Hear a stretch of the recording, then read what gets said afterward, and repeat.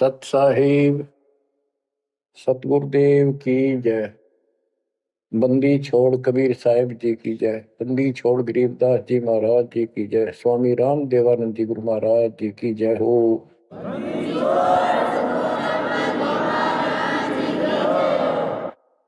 सर्व संतों की जय, सर्व भक्तों की जय, धर्मी पुरुषों की जय।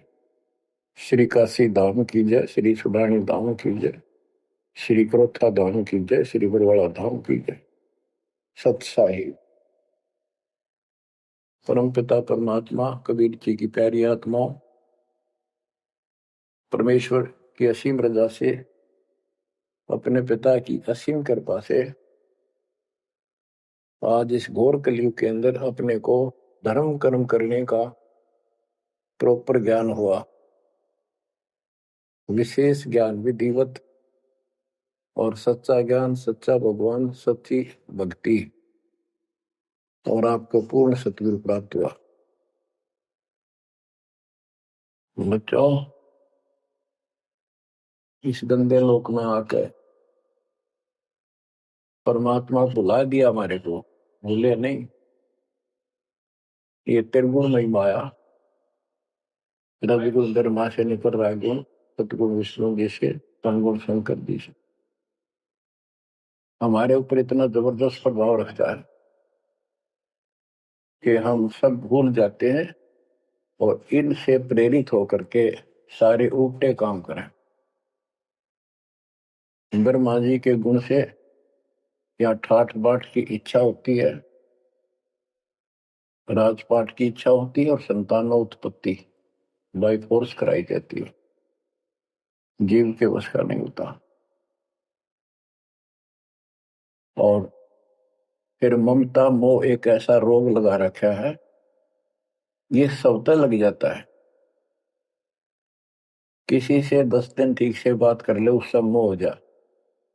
और अपने परिवार में जन्म लेने वाले बच्चों से तो होना ही होना, वहां तो सीने से लगाते हैं उनको। तो होता क्या है, ये काल का आहार तैयार करवाया जाता है। गीता अध्याय 7 श्लोक 12 में कहा है कि अर्जुन, रजगुण तमगुण सतगुण, रजगुण ब्रह्मा, सतगुण विष्णु, तमगुण शिव जी, इन तीनों गुणों के द्वारा जो कुछ भी हो रहा है उसका निमित्त मैं हूं। मैं इनमें नहीं, यानी मैं इनसे अलग हूं, ऊपर हूं। रजगुण ब्रह्मा से उत्पत्ति, सतगुण विष्णु से मोह ममता एक दूसरे में जकड़ देना, सतीथी बोल रहे इसको, टिके रहे यहाँ पर। और तमगुण शंकर से संहार, ये है यहाँ का प्रोसीजर। हमारी आंख कतई नहीं खुलती क्योंकि प्रेशर ज्यादा है, इतना दबाव है, जीव की अवस्था नहीं है। आपको इतना ज्ञान सुना दिया और सुना रहे हैं, इस ज्ञान से आपके अंतःकरण में ये फाइनल हो जाएगा एक दिन। क्योंकि बार बार कोई वस्तु सुनते हैं, उसका धीरे धीरे धीरे धीरे असर बनना शुरू होता है। हम बातें सुनते हैं, सत्संग सुनते हैं, विचार मालिक के सुनते हैं, वाणी सुनते हैं, तो एक बार तो कति वैराग आ जाता है कि सचमुच बहुत गलत जगह फंस गए या कुछ भी अपना लेंगे। और उसके थोड़ी सी देर के बाद, क्योंकि हमें और काम भी करने होते हैं, ये व्यवस्था यहाँ की ऐसी है, तो फिर शाम तक कति भूल पड़ जाती है। बस मंत्र कभी कभी याद आ जाते हैं, करने हैं। सुबह दोपहर शाम की वो नियमित सतुति भी याद रह जाती है। बाकी समय हम ज्यादातर अन्य कारोबार के सिलसिले में, रोजगार के सिलसिले में बातें करते रहते। वह फिर से थोड़ी सी भूल पड़ जाती है। फिर जब सत्संग सुनते हो फिर जागृति आती है। ये ऐसे चलेगा, चलने दो। जैसे आपको बताता हूँ, बार बार दास बताता है कि आप बच्चे स्कूल में जाते हैं, अध्यापक आता है, अपना उसका पीरियड लेता है, सबको सावधान करता है, ध्यान से सुनो, लाइन में बैठ जाओ। तो हम बहुत सतर्क होके उनकी एक एक बातों को सुनते हैं, नोट करते हैं, लिखते हैं, फिर याद करते हैं। उसके बाद हम फिर खेलते कूदते भी हैं। बच्चे घर का भी काम करते हैं, माँ बाप का हाथ भी बटाते हैं। लेकिन जो स्कूल के अंदर जो बातें सुनी थी, जो ज्ञान सुना था, वो एक अलग कोने में, हृदय के अलग कोने में डिपॉजिट होना शुरू हो जाता है। और उसके अतिरिक्त हम और भी काम सारे करते रहते जो पहले भी कर रहे थे। एक दिन हम विद्वान बन जाते, वो काम फिर भी कर रहे। इस ज्ञान को रह रहकर सुनने से एक दिन आत्मा कति दृढ़ हो जाएगी कि इस संसार में एक दिन भी रहने का नहीं है, ये संसार एक दिन भी। और कभी भी फिर शरीर यहां से छूट जाए, जाने का टाइम आ जाए, नो प्रॉब्लम। हमारी आस्था सतलोक में जाने की होगी, क्योंकि हमने वहां जाने का टारगेट बना रखा है। पहले तो हमारा कोई टारगेट नहीं था, हमारे पास जाएंगे कहाँ। उसमें कोई बच्चे में मोह हो जाता, परिवार में मोह रह जाता, यही कुत्ते बनकर जन्म ले लेते। कबीर साहब कहते, जहां आशा तहां बासा हुई, मन कर्म वचन सुमरियो सो। गीता अध्याय 7 श्लोक 6 में यही स्पष्ट किया है कि अर्जुन, अंत समय में जो जिस भी भाव में भावित रहता है, जिसकी जिसमें आस्था रहती है, वो उसी को प्राप्त होता है। जब तक हम भक्ति नहीं करते, इस ज्ञान से परिचित नहीं होते, तो हमारा संसारिक यानी परिवार में, संपत्ति में, इसमें कभी हम जकड़े बैठे होते। एक उदाहरण दिया करते थे गुरुदेव। एक बूढ़े की मृत्यु होती, किसान था, पशु रक्षा करते थे। मृत्यु होने लगी, उसकी जुबान बंद हो गई। आसपास परिवार के सदस्य आगे, वही पिताजी तो अंतिम टाइम है, वो आगे। तो थोड़ी देर के बाद वो ऐसे संकेत करने लगा, ऐसे इशारा हाथ से।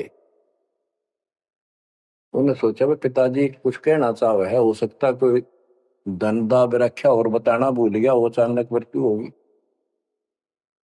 एक डॉक्टर बुलाया, उसने पता था कि एक बार ये बुलवा देगा, 500 रुपये लेगा, ऐसा इंजेक्शन लगाता है। वो बुलाया, उसने इंजेक्शन ला दिया। पिताजी बता बता जल्दी क्या कहना चाहो थे। एक गाय का बछड़ा झाड़ू मुंह में दे रहा था, उन्हें खराब कर रहा था। जो बोला, देख यो बछड़ा झाड़ू चाबे, तुम कित मर गए, नाश करोगे मेरे जाए पक्ष है, ये नुकसान कर दिया। 2.5 आने की झाड़ू 500 रुपये पड़ गई हुए। जहां साता बादशाह हुई, वहीं पर कुत्ता गधा पशु बनकर वहीं जन्म लेगा। तो हमारी ये वृत्ति यहाँ से हटेगी इस ज्ञान से। अंतिम समय आप यहाँ कुछ याद नहीं आओगा। इस ज्ञान में सुनते रहे और भक्ति करते रहे, मर्यादित रहे। ज्ञान के साथ साथ यह भक्ति आपको सहारा देगी अंतिम समय में, मन को उधर धकाने के लिए। वैसे नहीं धकता है, बहुत ताकतवर है, ब्रह्मा विष्णु महेश मन का आधार मान रहे। ये ज्ञान और इस भक्ति की शक्ति इस आत्मा को न धका देगी ऊपर में। अंत समय में सेकंडों के अंदर सतलोक बैठे पाएंगे। इस पर लगे रहना, इस मार्ग से जैसे दास आपको बताता जाएगा। अमर करूं सतलोक पठाऊं, ताते बंदी छोड़ करूं। कबीर साहब कहते हैं, मैं अमर करूं सतलोक पठाऊं भेज दूं, इसलिए बंदी छोड़ कर लाता। अब यहाँ ये क्यों हो रहा है, क्या हो रहा है, आपको सब पता है। पहले तो नहीं था, पर अब पता लग गया आपको, बिल्कुल सही पता लग गया। माता पिता के सामने बच्चे एक या दो तुरंत मर जाते हैं, टक्कर मारते रह जाते हैं, हाथ कुछ नहीं आना, और कई महीने वर्षों तक उनकी याद सताती रहती। हम इतने विवश हैं, हम इतने बंद में हैं, हम कुछ नहीं कर सकते, लाचार हैं। एक राष्ट्रपति किसी देश का या प्रधानमंत्री या अन्य कोई शख्स मानता अपने आप को, उसका इकलौता बेटा मर गया, प्रधानमंत्री, टक्कर मारा वो टक्कर, और उससे पहले जब आकाश में वो थी उसकी तुती, साथ में आकाश में रहा था, उसका दिमाग धरती पर पटक दिया। एक बताते हैं महाभारत में प्रकरण आता है, द्रोणाचार्य ये गुरु था कौरव पांडवों का, और शिक्षा दिया करता मोह मत करो, मोह सबसे बड़ा खतरनाक है। द्रोणाचार्य का जब लड़का अश्वत्थामा मरा नहीं था उस समय तक, ये कह दिया गया कि अश्वत्थामा मर गया। वो झूठ बुलवाई गई थी श्री कृष्ण में प्रवेश काल द्वारा कि एक अश्वत्थामा नाम का हाथी था, उसको मार दिया गया। और युधिष्ठिर का बहुत विश्वास करते थे सब कि ये सत्यवादी है, कभी झूठ नहीं बोलता। तो काल ने यह चाल चाली कि द्रोणाचार्य पांडवों की सेना को मार डालेगा। बहुत जबरदस्त तीरंदाज है, बहुत गजब का शूरवीर निशानेबाज है, इसको कंडम किया जाए। तो उसको कंडम करने का तरीका अपना कि इसको यह झूठी खबर फैलाई जाए कि अश्वत्थामा का बेटा मर गया युद्ध में, फिर ये पागल हो जाएगा। ऊपर तक दुनिया गीत गाती है, जब लग गए अपने जब पता लग गए तो युधिष्ठिर से झूठ बुलवा दिया कि तूने कह दे कि अश्वत्थामा पीते, अश्वत्थामा मर गया, तेरी झूठ भी ना होगी, हाथी मर गया ना, ये हो जाएगा। तो पहले तो युधिष्ठिर माना नहीं, फिर ये कहा कि हाथी मार दिया है तो झूठ थोड़ी है। झूठ तो थी है, जो थोड़ा पहले हम छोटे से थे तो यूं कहते, अरे झूठ बोली तो ना पाप लगेगा, बोला ना, उंगली पर उंगली चढ़ा के बोली थी, ये कौन पाप लगे। यानी अपने फार्मूले हैं, पाप तो लगेगा।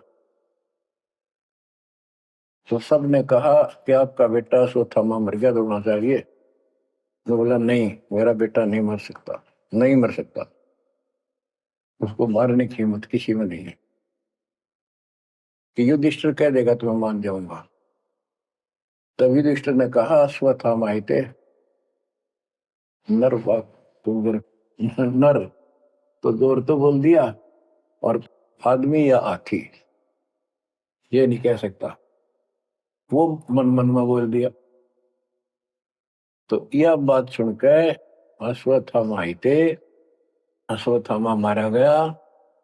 आगे कड़ा सुना था द्रोणाचार्य नरवा कुंजर कह गया, वो इतना पागल ने ढाल हो गया, टक्कर मारा, कति कंडम हो गया, उसने हथियार भी नहीं उठा उसने। और पांडवों ने वो गढ़ जीत लिया उस साइड का जहां वो मोर्चा डटे खड़ा था। तो बच्चों, ये मोह इतना जबरदस्त है, जीव के बस का नहीं है। पर बनदा कुछ नहीं, बचाओ कुछ नहीं। तो इसका बचाओ अब है तो ज्ञान हो। ये ज्ञान जो दास बता रहा है, ये आपके हृदय में जच जा कति, ये कुछ भी अपना नहीं है, 100 की 100 साची है, पर मन मानना तैयार नहीं, आत्मा को दबाए रखा है। ये सब काल आहार हमसे पैदा करा जाता, जैसे कसाई बकरे पालता है। कसाई बकरे पालता है, उनके लिए चरागाह बनाता है, सुंदर तालाब बनाता है पानी पीने के लिए, उनके लिए छाया गर्मी सर्दी ओलों से बचने के लिए शेड डालता है। पहले झोंपड़ी डाला करती थी घास फूस के लकड़ी से, अब टीनों का शेड बनाते, पंखे लगा दिए गए। और ये समझो कि जैसे कसाई ने 3 पाली रखे हैं नौकर, एक बकरे मोल लाके वहां छोड़ता है, दूसरा उनकी पालन पोषण करता है, और तीसरा उनमें से निकाल के और अपने कटवा देता, बेच देते हैं, कसाई को सौंप देता है। ये प्रोसीजर है यहाँ पर। जैसे कसाई कभी कभी आता रहता है, बकरों को देखता है, संभालता है, तो उनके कमर पे हाथ मारता, शरीर पे, और वो उसको अपना एक बहुत हमदर्द मित्र मानते हैं, मालिक मानते हैं। देखो हमारे को कितनी सुविधा दे रखी है, पानी क्या, घास क्या, गर्मी सर्दी से बचने का। वो देखता तो हाथ मार के ऐसे है कि ये कितनी कीमत का हो गया, कितना मांस है इसमें। और वो समझते हैं ये प्यार करे हमारे से, कसाई लाड करता है, वो भी उसको प्रतिफल में जीभ से चाटते हैं उसका हाथ, प्यार करते हैं। और कई कई तो उसके ऊपर पैर फैला कर उसको प्यार देना चाहते हैं, सीने से लगाना चाहते हैं। बकरे ऐसा पशु भी प्यार देते हैं, उसको अपना मानते हैं। वो देख रहा है इसमें मांस कितना है, और नौकरों को बता देता है इनको निकाल लो। उसका कोई रहम नहीं है, कितना लाड करो, कितने उसके गुण गाओ। उसने उद्देश्य यही है, मतलब यही था उनको पालने का। कबीर साहब कहते हैं, खाई खुराक का पहन पोशाक का यम का बकरा पलता है। या बढ़िया बढ़िया माल खा के और सुंदर सुंदर कपड़े, ड्रेस, कटपट फैंसी के कपड़े, ये पहनेंगे वो पहनेंगे। कहते खाई खुराक का पहन पोशाक का यम का बकरा पड़ता है। काल के बकरे पड़न लग रहे हो तुम। इन बातों को बच्चों अच्छी तरह हृदय में बैठा लो, एक कोने में। संसार में रहेंगे, रहना पड़ेगा, लेकिन परमात्मा की शरण में रहेंगे, मर्यादित रहेंगे। काल का कोई अटैक आप पर नहीं होगा, ना आपके परिवार पर होगा, ना किसी धन संपत्ति व्यवसाय पर होगा। ये सत्कर मान लेना। हम मर्यादा को हल्के में ले लेते हैं, और ये हमारे विनाश का कारण होता है। गलती हम करते हैं, कोई काल का ऐसा अटैक आने का समय हो गया, वो नुकसान हो गया, तो भक्ति और छोड़ देते हैं, हो गया सर्वनाश। भक्ति छोड़ दी, भगवान की शरण छोड़ दी, फिर और कहाँ ठिकाना रह गया। कटी पतंग हो गई। कटी पतंग का कोई अस्तित्व नहीं रहता, कुछ देर उड़ जरूर सकती है, अंत में पता नहीं कि करके बबूल के पेड़ में उलझ कर फड़फड़ कर कपाटती है। ऐसे फंसे रह जाओगे तुम इस काल के जाल में, कांटेदार झाड़ियों में, इस गंदे लोग। तो बच्चों, मर्यादा को हल्के में ला लो। जैसे हमने इतने सारे नियम बना दिए, भक्ति करनी है तो इनका पालन करना पड़ेगा, नहीं तो फिर गधे बनकर कुमार के नियम में चलना पड़ेगा। एक कदम भी अपनी मर्जी से नहीं जा सकते, बैल बनकर नाथ डल जाएगी, छच्चर बनकर बग्गी में दौड़े जाओगे, रेड़ी में, फिर चलेगी क्या आपकी मर्जी। असंग जन्म तन मृत्या हो गए, जीवित क्यों नाम रह रे। दुआ दस दर मद मैल मठ बोरे, बोर ना दे धरे रे। तो बच्चों जीवित मर लो, इन बातों को छाती में धर लो, हृदय में बैठा लो, कति मस्तिष्क में। ये संसार आपका नहीं है, ये परिवार आपका नहीं, ये संपत्ति या कार कोठी तेरी नहीं, गरीब काया तेरी है नहीं, ये माया कहां से हो। चरण कमल में ध्यान रख, इन दोनों को खो, इनको भूल जा। अपने गुरु जी के चरणों में ध्यान रख, उनके बताए दिशा निर्देश के आधार से अपना जीवन निर्वाह कर। बच्चों आंख खोल लो, बार बार ये बातें बताई जाती हैं। जब ऊक चुक हो जाएगी फिर तो रोना शेष रहेगा, नथिंग एल्स। इस मार्ग में अहंकार इंसान को मारता है। किस चीज में अहंकार करो, माया होगी तो अहंकार होगा, कोई पोस्ट पद ठीक सी होगी तो अहंकार होगा, शरीर स्वस्थ है, थोड़ी सी जान है, अहंकार हो गया। एक परिवार में 5-4 लाठी ठानिए हो गए तो अहंकार हो गया, और अपने बॉडी की ताकत का अहंकार। और भी सैकड़ों कारण है जो इंसान के मन में दोष पैदा हो जाता है। तो ये इंसान का सबसे बड़ा खतरनाक शत्रु है। परमात्मा को अहंकार पसंद नहीं, और छोटी मोटी गलती को माफ कर सकता है। रावण था जिसे अहंकार नहीं छूटा, 10 मस्तक सर भी काट दिए, 10 बार काट दिए तो वापस दे दिए, ले भाई। ये सारा कुछ खेल कबीर साहब का किया, सारा कुछ। ये आत्मा परमात्मा की है, चाहे आज राक्षस है, चाहे कोई कसाई है, चाहे देवता है, चाहे ब्रह्मा विष्णु महेश है, चाहे कीड़ी आती छोटे जीव है, कोई मनुष्य है, स्त्री पुरुष है, बालक बच्चे जीव जंतु सब उसके हैं। काल चाहता भक्ति में इनकी आस्था खत्म हो, मालिक चाहता है इनकी भक्ति में आस्था खत्म ना हो, फिर कति गए काम क्या। जो भी जैसी साधना मालिक के नाम पर बैठ कर कहीं कर रहा है, उसके पिछले संस्कार से, उस भक्ति से जो उसको मिलना है, उसके साथ साथ परमात्मा उसको सहारा देते। जैसे रावण ने सिर काट दिया शिव जी के निमित्त, तो भगवान के नाम काटा उसने, और भगवान की खोज में निकला था। साधना गुरु गलत मिलने से उसको मार्ग गलत मिल गया। पिछले जन्म के संस्कारी ही इतने सैक्रिफाइस कर सकते, इतनी कुर्बानी कर सकते, वैसे नहीं हुआ करते। तो पिछले जन्मों में वो भगवान का भगत रहा है, फिर इतना बिगड़ गया कि राक्षस बन गया। तो उस मालिक ने उसको 10 शीश वापस दिए, लेकिन बकवाद करी तो अंत बुरा हुआ। उसके कर्म मत उसने दीदी सीधी की, उनसे धन दे दिया, वो धन भी यही छोड़ गया। गिरफ्त सर्व सोने की लंका होती, रावण शरण दी, एक पलक में राज विराजी, जम के पड़े दी। मन तो सुख के सागर बसरे, और न ऐसा यसरे। क्या मांगो कुछ थिर न राही, देखत नैन चला जग जाई। एक लख पूत सवा लख नाती, उस रावण का आज दीवान बाती। एक पुत्र मांगते फिरते हैं, एक बेटा देते, हे भगवान बेटा हो गया। बेटियों की तो हम गिनती नहीं करते, बेटा चाहिए बेटा।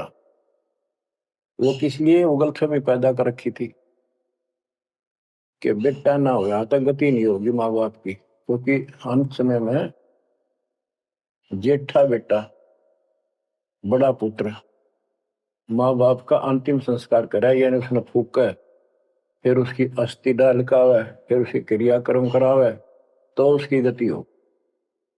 और जिसका बेटा नहीं, उसकी गति नहीं हो सकती। उसको तो संतान वाला मना नहीं करते थे। अब तो ये चांदना होगा, रोशनी होगी, बेटा बेटी है। कितनी मूर्खता का काम था। लेकिन काल ने तो उल्टी पढ़ाई पढ़ानी, उल्टा रास्ते डालना, वो होना एक परंपरा बनाकर बैठ गए। वो एक लकीर गया फकीर होंगे। जैसे राजा दशरथ का सबसे बड़ा बेटा रामचंद्र था, उसको राज दे दिया, और फिर उसको वनवास देना पड़ गया मजबूरी में। रामचंद्र जी वनवास में चल पड़े। राजा दशरथ का इतना मोह था अपने बच्चों में, रामचंद्र में विशेष, और जो बिछुड़ा उसमें ज्यादा हुआ करे। तो नो चल पड़ा, महल के ऊपर चढ़ के देखा, दिखता रहा, फिर नहीं दिखा तो चौबारे की अटारी पर चढ़ गया। चौबारे पर चढ़ कर जहां तक उससे दिखा, फिर मुंडेर पर चढ़ गया, एडी ठाई गिर गया, वहां से जमीन पर गिर गया, गिरते मर गया। अब रामचंद्र वापस नहीं आया, उसका अंतिम संस्कार किसने करा?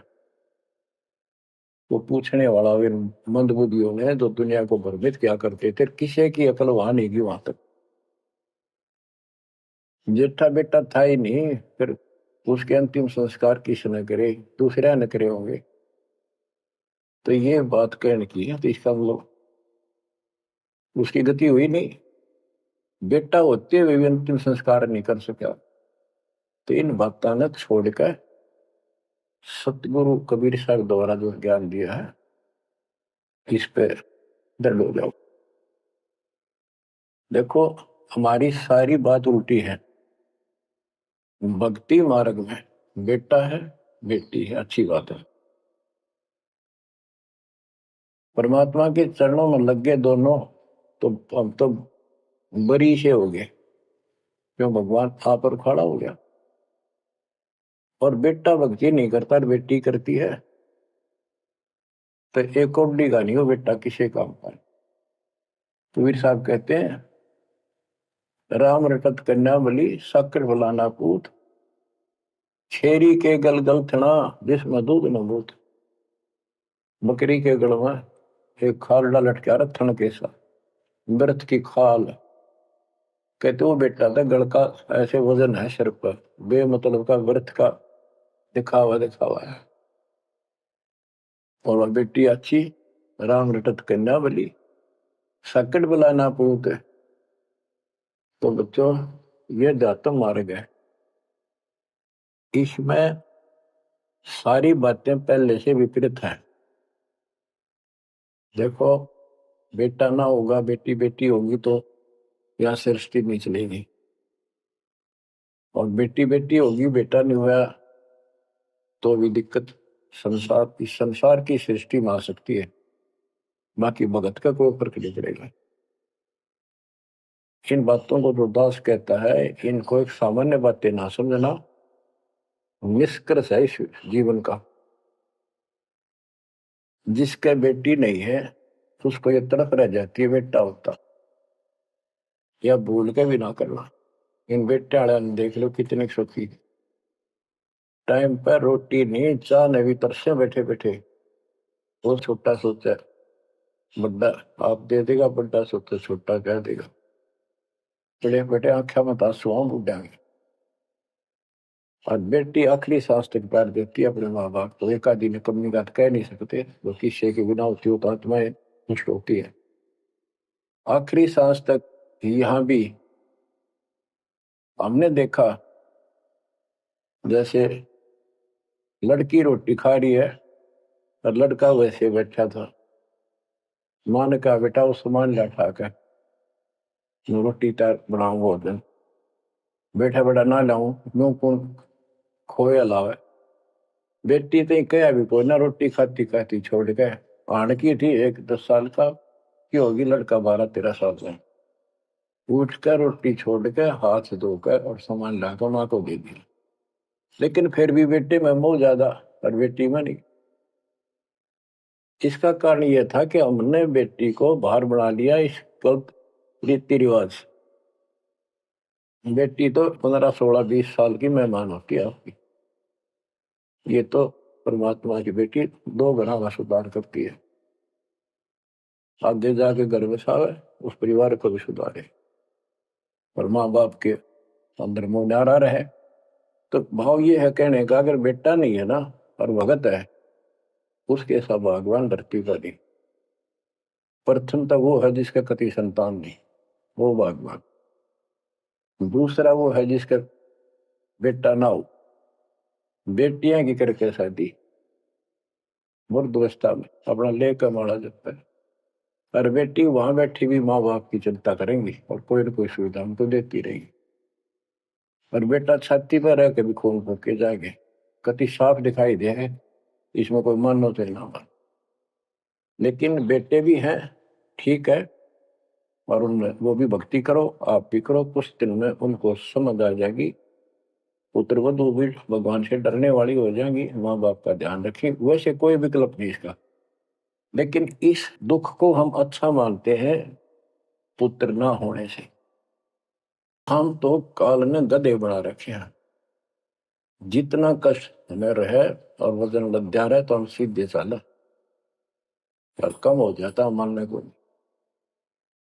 हमारा तो जैसे एक माई का पुत्र मर गया 15-16 साल का, और भगत थी,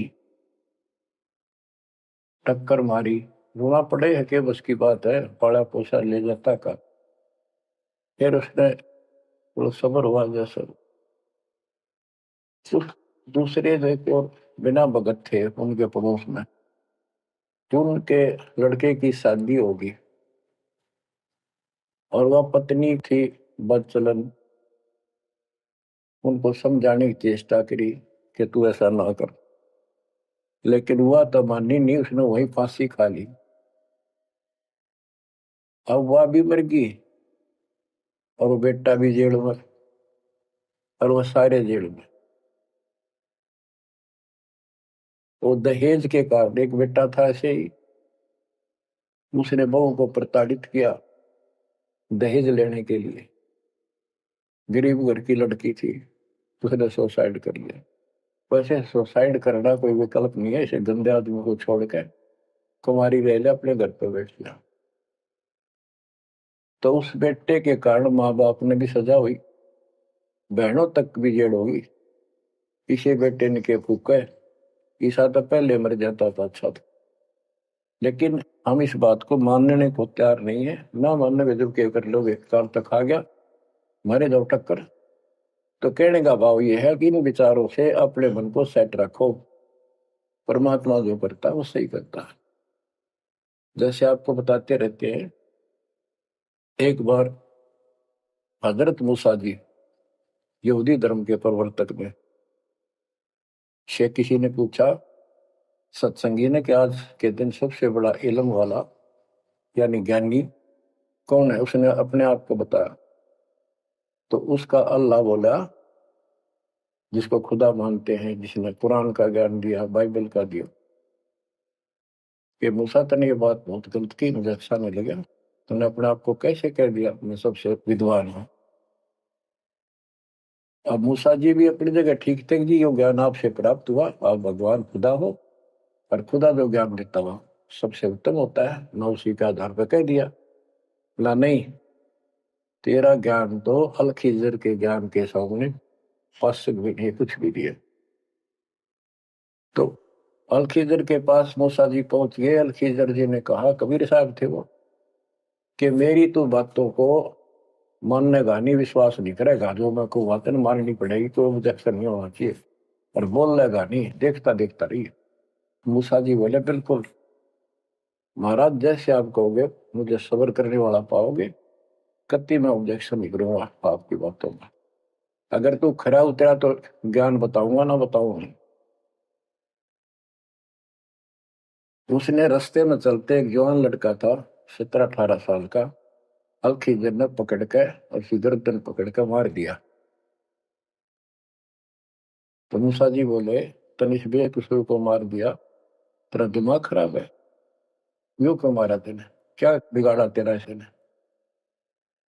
तो अलखीजर बोला, मैंने कहा था मैं जो करूँ तू देखता रहिए, बोलना नहीं है, मेरी क्रिया पे अविश्वास ना करना।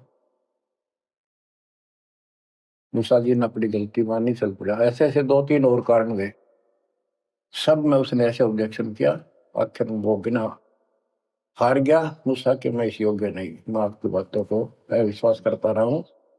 लास्ट बता दिया कि इस क्रिया के बाद तो फिर ऑब्जेक्शन किया तो मैं तेरे से बात नहीं करूंगा, ना पे बताऊंगा। ज्ञान बोला भी ठीक है, उस पर भी हार गया वो। तब अल खिजर बोला, सुन ले, ज्ञान तो तूने बताऊ नहीं, तो वो लड़का क्यों मारा था। वो ऐसा दुष्ट पैदा हो गया था, इसके माँ बाप भगत हैं और उनको इतना परेशान करता, वह रो रो का टाइम काटते। उसके स्थान पर भगवान ने उनके घर में 50 साल की उम्र में एक बेटी का जन्म दिया, उनका सुखी जीवन बना। ये प्रमाण है उसके अंदर, बाइबल के अंदर। तो बच्चों, ये सत्य मान लो, मालिक जो करे उसको सही मानो, चूक चूक हो भी जाता भगवान से दूर ना हो जाना। वो जो करेगा भगवान कभी गलत नहीं करेगा, ये तो आपने मानना ही पड़ेगा। गलत तो हम करे बैठे, हाँ यू काल करवाने लग गया, पर रोज गलत हुआ है, एक दिन भी तो नहीं। तो बच्चों, परमात्मा की प्रत्येक क्रिया पर विश्वास रख कर चलो तुम, हमने चाहे कितना नुकसान होता दिखे, रज करमता राम की रजा दरशीष, दास गरीब दरस परस तिस बैठे जगदीश। हम अपनी विचारधारा को ऊपर रखा है, जो घिसी पट्टी और बिल्कुल बकवादों से भरी होती है। इस कारण से हम भगवान पर विश्वास, गुरु जी पर विश्वास और सब क्रियाओं पर विश्वास करके अपने कर्म छोड़ कर फिर काल के जाल में फंसे रह जाते, और वहां कुछ है ही नहीं। वो तो सारे उल्टे कर्म, बेसिक परंपरा बनावटी है। बच्चों, विश्वास करो अपने बंदी छोड़ पे, विश्वास नहीं करोगे तो मार खाओगे। गरीबदास जी कहते हैं, गरीब सर्जन अर्जुन को सतगुरु मिले, मक्के मदीने माही, 64 लाख का मेल था, दो गन सब ही जाही। गरीब चंडाली के चौक में सतगुरु बैठे आए, 64 लाख गारत गए, दो रहे सतगुरु पाए। गरीब सर्जुन अर्जुन ठाहरे, सतगुरु की प्रतीत, सतगुरु यहाँ ना बैठिए, यो द्वारा है नीच। गरीब ऊंच नीच में हम रहे, हांड चाम की दे, सरगुन अर्जुन समझियो, रखियो शब्द स्नेह। बच्चों, सरजुन और अर्जुन नाम के दो मुसलमान थे। इनके नाम तो मुसलमान पद्धति पर थे। परमात्मा मक्का मदीने में गए तो वहां बहुत से चमत्कार किए। इन दोनों आत्माओं को समझ में आई ये बात। फिर ये सारी संगत में वहां मुसलमान थे, 2 वक्त मुसलमान रहे। वैसे तो काफी थे मुसलमान भी, पर ये विशेष दृढ़ थे, सब नियमों का पालन करने वाले थे। तो इनका नाम बदल के सरजुन और अर्जुन रख दिया। परमेश्वर कबीर जी ने संगत की परीक्षा लेने के लिए एक लीला की कि ये विश्वास करते हैं या नहीं करते। क्योंकि भक्तों में गुरुदेव के आदेश का भी पालन कम होने लगा था। जैसे एक लड़की थी, उसको ज्ञान हुआ वो गलत काम करती थी, वैसा थी। अपना जीवन सुधारने के लिए मालिक से ज्ञान सुना, सत्संग में आने लगी, तो संगत वाले उसको धिक्कारने लगे। गुरु जी से बताया, गुरु जी ने सत्संग के बाद उनसे कहा, भाई आपने इस चीज से कोई लेना देना नहीं, कोई सत्संग सुनेगा नहीं तो आत्मा कैसे साफ होगी, कपड़े को पानी साबुन लगेगा नहीं, उसका मैल कैसे उतरेगा। फिर भी वो जैसे तैसे अटपट करते रहते हैं। एक दिन मालिक ने परीक्षा ली, एक लड़की उस वैश्या को हाथी पर बैठाया, हाथी किराए पर लिया, हाथ में गंगाजल, सफेद पानी बोतल में भर लिया जैसे शराब हो। लड़की के कंधे पर हाथ रख लिया, सारी काशी में घुमा दिया, साथ में रविदास जी थे। तो जितने भी सबको पता चलता है, लोग देखते गए, शिष्यों को बुला बुला के लाओ, देख हम तो क्या करते, वहां पर वैश्या तक जाती है, दुल्हा कैरेक्टरलेस है। पहले तो हम भगवान क्या करते उसको, इतने सुख दे दिए, जान निकली पड़ी थी, टोटा दुखी कर रहा था, शरीर में कष्ट थे, कहीं सुबह का रोटी भी नहीं थी, और इतने ठाठ कर दिए गुने दिनों में। जब तो भगवान थे, आज वो शैतान लगे। ये हमारी कमजोर बुद्धि, जीव बुद्धि की सोच थी। सब परमात्मा को छोड़कर दूसरी साधना करने लग गई। गरीबदास जी कहते, बड़ुआ बड़ुआ सब कहे, कोई ना जाने खोज। क्यों ऐसे किया था उस बालक ने, इसको कोई नहीं समझ सका। दास गरीब कबीर कर्म, बट सर का बोझ। कि वो इतने शिष्य बना लिए थे, उसका भार गुरु पे होता है उनको पार करने का। अब वो सारे निकम्मे हो गए थे, अविश्वास कर रहे थे, मर्यादा का पालन नहीं करते थे, तो एक का झटके में सारे आप पड़ गए, वो भार सारा उतर गया। तो उस समय अर्जुन सर्जुन बाहर गए हुए थे, उनका ड्यूटी लगाई थी, तू जाया करो मुसलमानों के मेला में, वहां समझाओ लोगों को। तो मक्का मदीना से ये आए। उस समय सारी लीला हो चुकी थी।